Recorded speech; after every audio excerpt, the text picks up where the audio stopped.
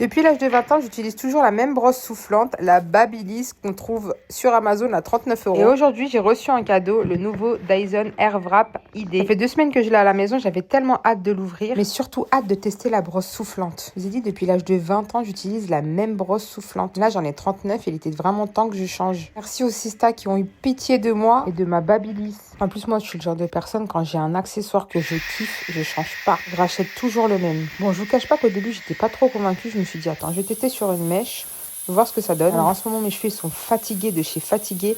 Je pense que je vais commencer une cure de gummies pour vraiment traiter de l'intérieur. Bon, là, le premier test est plutôt pas mal. Du coup, go faire toute la tête. Déjà, au niveau de la taille de la tête de la brosse soufflante, elle est assez grosse, beaucoup plus grosse que la Babyliss. Donc si tu veux un effet volume, franchement, c'est effet garanti. Par contre, j'avais l'impression que je passais plusieurs fois sur une seule et même mèche et qu'au niveau de la chaleur, ça ne sortait pas autant de chaleur que la Babyliss. La Go avait vraiment pas lâché l'affaire avec sa Babyliss. Par contre, au niveau du poids, elle est hyper légère. Je m'attendais à vraiment beaucoup plus lourd. J'ai dû mettre au moins à peu près peut-être entre 15 et 20 minutes pour terminer mon brushing. Et voilà le résultat.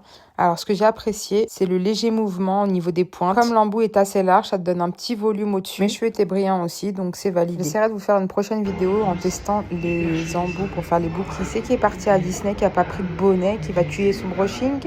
C'est Bibi!